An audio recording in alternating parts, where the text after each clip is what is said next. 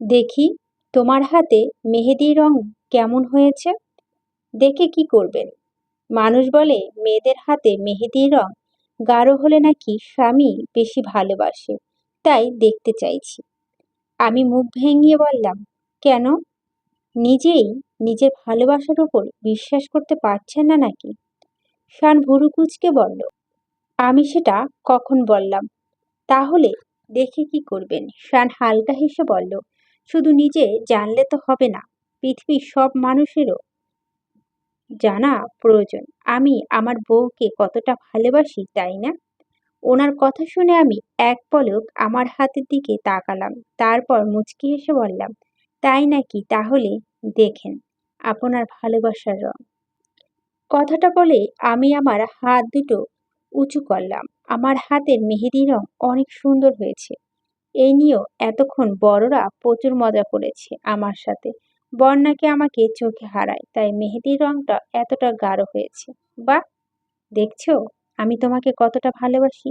এখন তো প্রমাণ আছে। আমি ওনাকে পাত্তা না দিয়ে বললাম, ইস, আমার হাতে মেহেদি এমনিতেই লাল হয়, বুঝলেন? তাই এত ক্রেডিট নেওয়ার প্রয়োজন নেই। শান আমাকে টোন কেটে বলল, আচ্ছা, জ্বলছে না? আমি বেশি ভালোবাসি দেখে তুমি তো মোটেও আমাকে ভালোবাসো না। এজন্যই আমার হাতের মেহেদির রং হয়নি। শানের কথা শুনে আমি চোখ বড় বড় করে বললাম, কি মিথ্যা কথা আপনি! গান গাইবেন বলে গিটার বাজানোর জন্য নিজে মেহেদি ধুয়ে ফেলেছেন। মেহেদিটা হাতে সম্ভবত 10 মিনিট ছিল। এই 10 মিনিটে কি রং আশা করবেন আপনি? তাতে কি মানুষ তো এটা বলবে, তাই না, যেটা আমি বলেছি? শানের কথা শুনে আমি মুখ ফুলালাম, মনে মনে ইচ্ছে মতো গালাগালি করতে থাকলাম। কি খারাপ লোক, নিজেই তো গান গাওয়ার জন্য হাত ধুয়েছে, এখন আমার দোষ দিচ্ছে। আমার হাতের রং কেমন হয়েছে দেখতে চাইবে না? আমি অভিমান নিয়ে বললাম, দেখার কি প্রয়োজন? আপনি তো বলেই দিয়েছেন। শান নিজের নিচে ঠোঁট কামড়ে বলল, ইস, মুখটা এমন কালো মেঘে ছেয়ে গেছে, কেন বৃষ্টি নামবে বুঝি? আমি কথা না বলে মুখটা অন্যদিকে ফিরিয়ে নিলাম। শান নিজের হাত সামনে এনে বলল, আচ্ছা, দেখো তো কেমন হয়েছে। আমি তাকালাম না। শান বলল, আহা, এসব মান অভিমান বিয়ের পর করো, যাতে আদর ভালোবাসা দিয়ে ভাঙাতে পারি। এখন আমার দিকে তাকাও। আমি তারপরও তাকালাম না। কেন তাকাবো? সামান্য একটা মেহেদি দিয়ে উনি আমার ভালোবাসার পরিমাণ করছে কিভাবে? শান আবারও বলল, সুইট হার্ট, তাকাও। এবার বলার পরও যখন সোহা তাকালো না, শানের রাগ উঠে গেল। শান ধমক দিয়ে বলল, সোহা, লুক অ্যাট মি। হঠাৎ মিষ্টি কণ্ঠে পরিবর্তে কর্কশ কণ্ঠে তাজা ধমক শুনে আমি দ্রুত ফোনের দিকে তাকালাম, আর তাকাতেই অবাক হয়ে গেলাম। ওনার হাতে গাঢ় লাল রং রয়েছে মেহেদি। আমি বড় বড় চোখ করে তাকিয়ে রইলাম। এই, আপনার হাতে এত রং হলো কি করে? আপনি তো... পুরো কথা বলার আগে শান বলল, আমার বইয়ের ওপর কেউ আঙ্গুল তুলবে সেটা কি আমি হতে দিতে পারি নাকি? সবাই জানুক আমি তাকে যতটা ভালোবাসি, সেও আমাকে ঠিক ততটা ভালোবাসে। কি তাই তো? ওনার কথা শুনে আমার রাগ গলে জল হয়ে গেল। প্রত্যেকবার উনি এমন এমন কাণ্ড করে যে আমি বাধ্য হয়ে ওনার ভালোবাসার কাছে হাঁটতে। আমি ছলছল চোখে তাকিয়ে বললাম, এটা কিভাবে সম্ভব? শান হেসে বলল, সম্ভব কারণ আমি পরবর্তীতে আবার সেই ডিজাইনের ওপর মেহেদি দিয়েছিলাম। কিছুক্ষণ আগে সেটা মেহেদি শুকিয়েছে, এজন্য তো ফোন দিতে লেট হলো।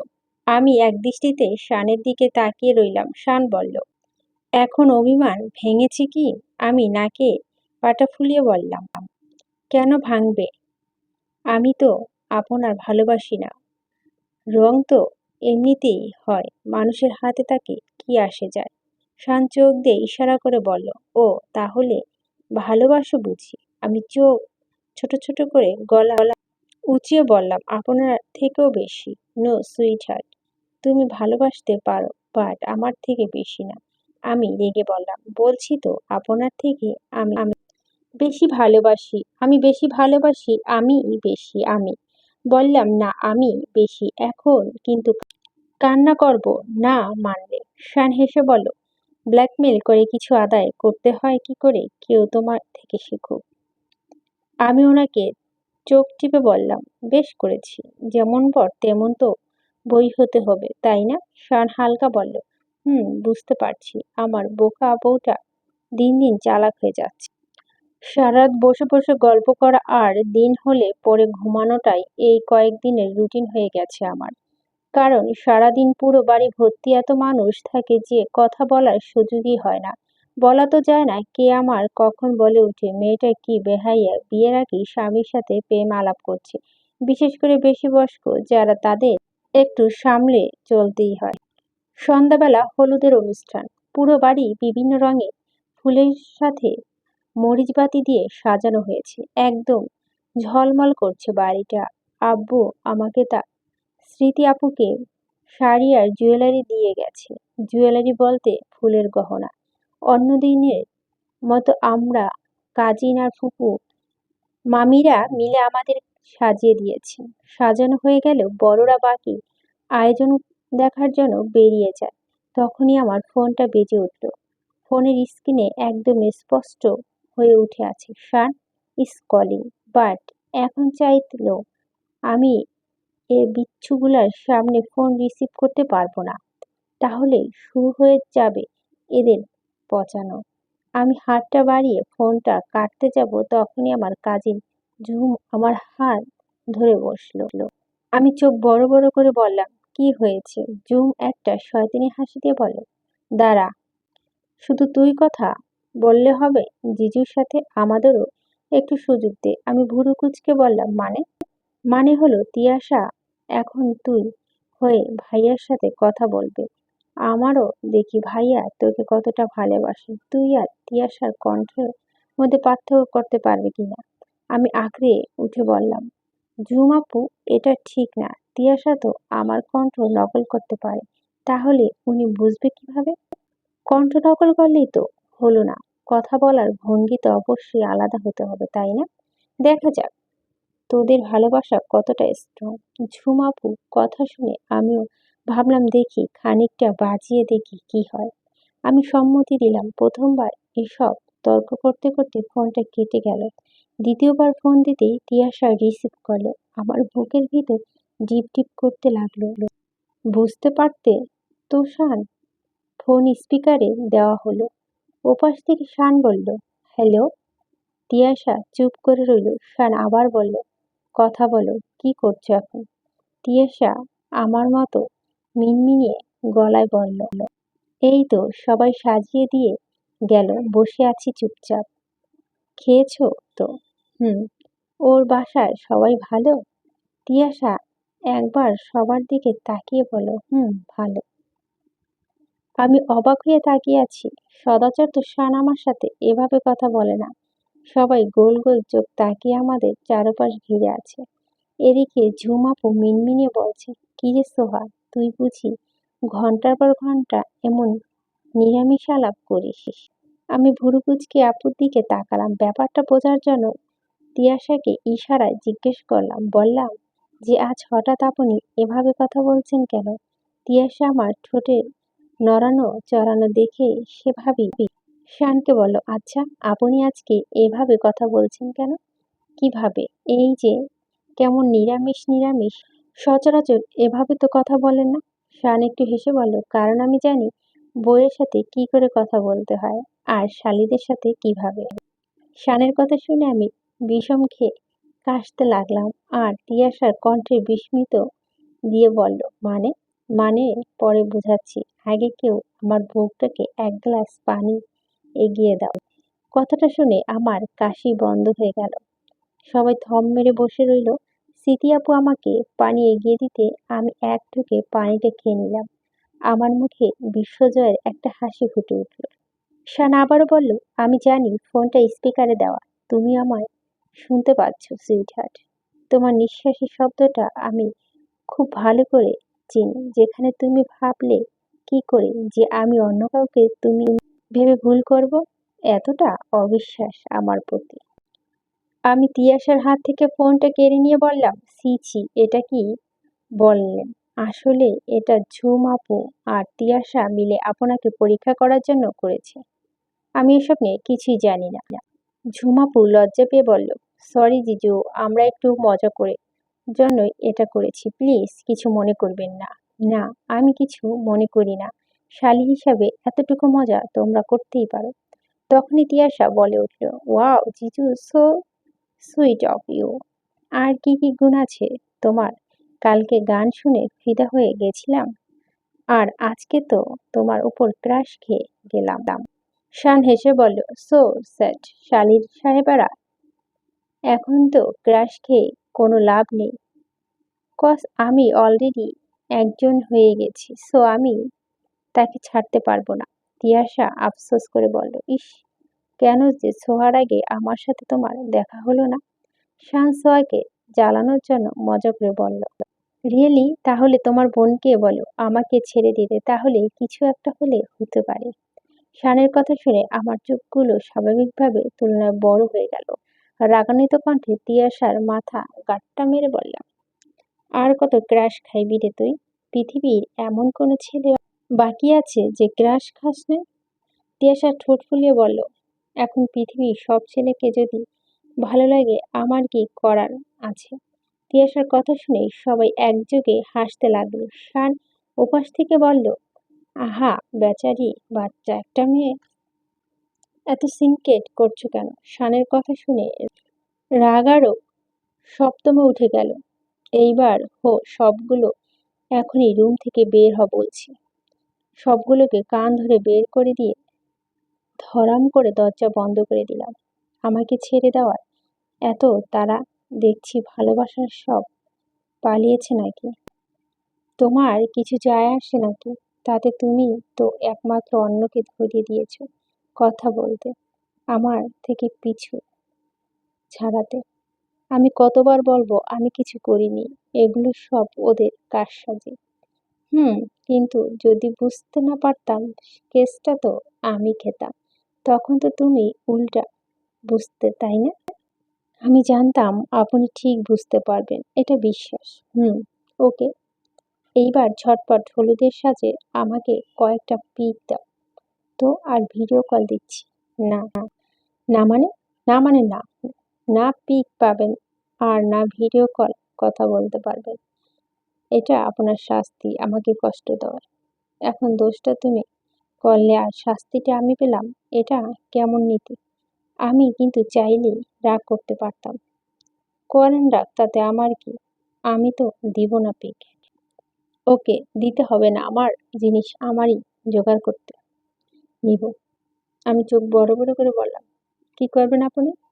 সময় হলে দেখতে পাবে। আমি কিছু বলার আগেই উনি ফোনটা কেটে দিল। কি করতে চাইছে উনি? আচ্ছা, সত্যি সত্যি রাগ করেনি তো? আমি কয়েকবার ফোন করলাম, বাট রিসিভ করলো না। কিছুক্ষণ পরে সে আমাকে নিচে নিয়ে যাওয়া হলো। হলুদ লাগানো আগে ভূমিকা আপু আমার অনেকগুলো ছবি তুলে নিল। পরে বড়রা মিলে শানের গায়ে হলুদ আমার গায়ে ছোঁয়ালো। সবাই একটু একটু করে আমার আর আপুর গায়ে হলুদ মাখলো। অনেক রাত পর্যন্ত হলুদ প্রোগ্রাম হলো। তারপর আমাকে আর আপুকে গোসল করার জন্য রুমে পাঠিয়ে দিল।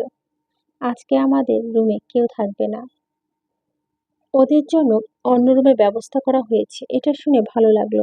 আমি রুমে এসে ফ্রেশ হয়ে চলে গেলাম আর আপু অন্য ওয়াশরুমে।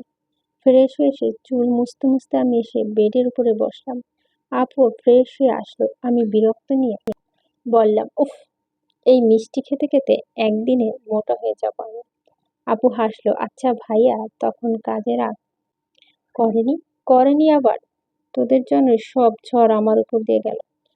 আপু বেডে অন্য পাশে এসে বসে বলল, এই জন্য বিয়ের এই কয়েকটা দিন আরুষকে বলছি তেমন একটা কথা না বলতে, জানি তো সুযোগ পেলেই এরা এভাবে মজা নেবে। আপু হাসলো। আমি মুখ ফোলালাম। তখন আমার ফোনের মেসেজ টিউনটা বেজে উঠল। ওপেন করলে দেখলাম আমার হলুদ ফাংশন কিছু ছবি শান পাঠিয়েছে। মানে কেমনে সম্ভব? উনি কোথায় পেল ছবিগুলো? ছবিগুলোর নিচে লেখা ছিল, আমার পরীকে হলুদ শাড়িতে একদম হলুদ পরি লাগছে। ছবিগুলো দেখে আমি শানকে কল করলাম। এই ছবি আপনি কই পেলেন? শান কিছু না বলে শুধু হাসল। আমি আপনাকে হাসতে বলিনি, শুধু ছবি। আমি তো তোমার পুরো হলুদ অনুষ্ঠানের লাইভ দেখেছি। আমি অবাক হয়ে বললাম, কেমনে? তোমাকে বলবো কেন, তুমি তো আর দেওনি। আমি কালেক্ট করে নিয়েছি। কে দিয়েছে? আজকে তো সবাই কম বেশি বিজি ছিল বাড়ি, আর আপনার গুপ্তচরও, সেও টাইম গায়ে হলুদ ছিল তাহলে। শান আবারও হাসলো। তুমি অনেক বোকা সুইটহার্ট। আমার জন্য এটা কোনো ব্যাপারই না। তোমরা যেখানে হলুদ প্রোগ্রাম করেছিলে সেখানে সিসি ক্যামেরা লাগানো ছিল। আজকের মতো টাটা, কালকে দেখা হবে প্রিয়া ফুলের বাসরে। কথাটা বলে উনি একটা ভাব নিয়ে ফোনটা কেটে দিল। অদ্ভুত। আমি হাঁ করে রইলাম। কি ফাজিল লোক। তারপর ওনার পরে কথাগুলো মনে পড়তেই লজ্জা পেয়ে গেলাম। হঠাৎ দরজায় টোকা পড়তে আমি আপু ঘাবড়ে গেলাম। এত রাতে কে? আপুকে দরজা খুলে দিল। আব্বু আম্মু দাঁড়িয়ে আছে, হাতে খাবার নেই। আপু বলল, মা বাবা, তোমরা এত রাতে? বাবা একটু হাসার চেষ্টা করে বলল, তোরা তো খাসনি কিছু, তাই ভাবলাম খাইয়ে দিই। কে জানে আজকের পর আর কখনো সুযোগ হবে কিনা। বাবার কথা শুনে আমাদের দু বোনের চোখে পানি চলে আসলো। তারপর আমাদের খাইয়ে দিল। বাবা আর মায়ের পাশে বসেছিল। খাওয়ানো শেষ বলল, জানিস পৃথিবীতে সব থেকে কঠিন কাজ হচ্ছে মেয়েদের বিদায় দেওয়া। এতগুলো বছর লালন পালন করে তারপর হুট করেই একজনের হাতে তুলে দেওয়া কতটা কষ্টে সেটা একজন বাবাই জানে। ভাবতে পারছি না আমার ছোট মেয়ে দুটো করে কবে এত বড় হয়ে গেল। কালকে আমার পুরো বাড়িটা ফাঁকা করে চলে যাবে। বাবা মায়ের চোখে পানি। আমার দুই বোন গিয়ে বাবা মাকে জড়িয়ে ধরে কান্না করে দিলাম। চারজনই চারজনকে জড়িয়ে কাঁদতে লাগলাম। ভাবতে পারছি না মেয়েদেরকে সবসময় কেন এত ত্যাগ স্বীকার করতে হয়। তারপর মা বাবা আমাদের দুজনের মাথায় হাত বুলিয়ে ঘুম পাড়িয়ে দিল। আজকে খুব সকাল সকাল ঘুম ভেঙে গেল। সত্যি বলতে কাল রাতে ঘুম হয়নি। এত কান্নাকাটির মাঝে তার উপরে বিয়ে নিয়ে এত টেনশন হচ্ছে। কি একটা টান টান উত্তেজনা। মনের মধ্যে একদিনে আনন্দ লাগছিল, অন্যদিকে ভয়, সব মিলিয়ে একটা অসাধারণ অনুভূতি। আজকে আমাদের সবাই এতদিনের অপেক্ষা প্রহর শেষ হলো। নিজেই ভালোবাসা মানুষের সাথে হুম, আজ আমাদের বিয়ে। বিয়ে কথাটা মনে পড়তেই লজ্জা, ভয়, খুশি সবকিছুই একসাথে এসে মিলিত হয়ে মনে পড়ে। আজকে কেউ তেমন একটা বের হতে দেয়নি আমাদের রুম থেকে। পার্লার থেকে মেয়ে নিয়ে এসেছে, সাজানো হয়েছে। কারণ বাবা এর আগেও বারের মতোই রিস্ক নিতে চায়নি। আপু তো পার্লার থেকে পালিয়েছিল। আবার না কোন অঘটন ঘটে, তাই পার্লার ঘরে বসিয়ে দিয়েছে। আমার আর আপু দুজনেই একসাথে সাজ কমপ্লিট হয়ে গেল। আমি একটা লাল বেনারসি পরেছি, তার সাথে গোল্ডেন জুয়েলারি। নিজের দিকে নিজে ঢ্যাপ ঢ্যাপ করে তাকিয়ে আছি। প্রথমবারের বিয়ে থেকে এই বিয়ের কত পার্থক্য। প্রথমবার তো একটি ফিলিংস গুলো কাজ করছিল না, আর এখন কত সুন্দর প্রতিটা মুহূর্তে অনুভব করতে পারছি। আপু আমার সামনে দাঁড়িয়ে বলল, আমার ছোট্ট বোনটা কবে এত বড় হয়ে গেল বলতো? সে যে আজকের আমার সামনে লাল বেনারসি পরে দাঁড়িয়ে আছে, শুধু তাই নেই, সম্পর্কে সে আমার থেকে বড় হয়ে গেল। আমি আপুকে জড়িয়ে ধরলাম। প্লিজ এত ইমোশনাল কথা বলিস না, না হলে আমার মেকআপটা নষ্ট হয়ে যাবে। আমার কথা শুনে আপু হেসে দিল। কিছুক্ষণ পর শুনতে পেলাম, বর এসেছে, বর এসেছে বলে সবাই ছুটে যাচ্ছে। বুকের মধ্যে ধপপট শব্দটা যেন আরো বেড়ে যাচ্ছে। আমাদের স্বপ্ন থেকে আরো কিছুটা দূরত্ব আমাদের। শান স্টেজে বসে আছে আর অপেক্ষা করছে সোহার জন্য। তখনই সোহা দুজনকেই নিয়ে আসা হলো। শান মুগ্ধ চোখে তাকিয়ে রইল। এর উপর হয়তো পৃথিবীর সব মেয়েকে সবচেয়ে বেশি সুন্দর লাগে। সোহাকে শানের পাশে থাকা স্মৃতিকে আরশের পাশে বসানো হলো। তারপর বিয়ে পড়ানোর কাজ শুরু হলো। 3 বার কবুল পড়ে দ্বিতীয়বারের মতে শান হয়ে গেল সারা জীবনের জন্য। সবাই আলহামদুলিল্লাহ বলল। শান কানে কানে বলল, কনগ্রাচুলেশন সুইটহার্ট। অবশেষে দ্বিতীয়বারের মতো তুমি আমারই হলে। আমি শানের দিকে তাকিয়ে একটা ছোট্ট হাসি উপহার দিলাম। তারপর একে একে সবাই আসলো ছবি তোলার জন্য। কিছুক্ষণ পর একজন দম্পতি এসে বলল, কনগ্রাচুলেশন তোমাদের দুজনকে। এত মানুষের মধ্যে তাদের চিনতে আমাদের অসুবিধা না। আমার আর শানের মুখে হাসি ফুটে উঠল। শান আর আমি হেসে বললাম, তোমাদেরকেও অভিনন্দন এবং ধন্যবাদ। তিন্নি আর ঐশী হাসলো। আমি একটু অভিমান করে বললাম, এতগুলো এলে না কেন? কত অপেক্ষা করছি তোমাদের জন্য। ঐশী বলল, আসলে বাবার শরীরটা অনেক অসুস্থ ছিল, তাই বাবাকে দেখতে গিয়েছিলাম। বাবার টেক কেয়ারের প্রয়োজন ছিল, তাই বাবার পাশে ছিলাম। তবে আজকে বিয়ে দেখে ছুটে চলে এলাম আমরা দুজন প্রিয় মানুষের কাছে। ঐশীর চোখে জল চলে এলো।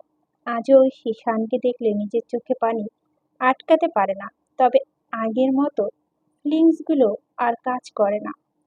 এখন মনে হয় অনুভূতি, প্রেম, ভালোবাসা আছে, সব তিমিরের নামে। তিমির শানকে উদ্দেশ্য করে বলল, শুনেছি নারা বেলতলায় একবার যায়, কিন্তু তোর এতবার যাওয়ার ইচ্ছে হলো কেন বলতো? আমার জীবন তো একবারই তেজপাতা হওয়ার উপক্রম। কথাটা বলে ঐশী অগ্নিদৃষ্টিতে তাকালো তিমিরের দিকে। তিমির ঐশীর দিকে তাকিয়ে হাসার চেষ্টা করে বলল, না, ওই শানকে বলছিলাম যে একটু সাবধানে থাকতে। আমি তোমার জীবনে তেজপাতা করছি, তাই না? আজকে বাসায় চলো, হচ্ছে তোমার। তিমির কান্না কান্না মুখ করে রইল। শান মজা নিয়ে তিমিরের পিঠে চাপড়ে বলল, ইস ভাইয়া, আমাকে সাবধান করতে গিয়ে নিজেই ফেঁসে গেলি। বেস্ট অফ লাক অফিসে করে। ভাই রে ভাই, একটাকে বউ বলে। তবে সোহা ভাবি, আপনার কিন্তু আমার তরফ থেকে একটা স্পেশাল গিফট পাওয়ার আছে। আমি অবাক হয়ে বললাম, কেন? কেন আবার? আপনার মনে আছে সেই দিন আপনার সাথে আমার প্রথম দেখা হয়? সেদিন কি বলেছিলেন আপনাদের বাসায় দাওয়াত দিয়ে যাতে যখনই আপনাদের বাড়ি আসি যেন বউকে নিয়ে আসি। আপনার ভবিষ্যৎবাণীটা তো সত্যি হয়ে গেল। তিমিরের কথা শুনে আমি শান ঐশী তিনজনই হেসে দিলাম। আসলে জীবনটা কত অদ্ভুত। ৩-৪ মাসে জীবনের মানেটা বদলে গেছে সবার। ভালোবাসার মানুষ, নিজের ঠিকানা, সবটাই বদলে গেছে। ঐশীর দিকে তাকিয়ে মনে একটু প্রশান্তি পেলাম। মেয়েটার জীবনে নিজের জন্য একজন সত্যিকার ভালোবাসার মানুষ পেয়েছে। সবাই সবার মতো সবার জীবনে ভালো আছে। এর চেয়ে আর বেশি কি চাই জীবনে?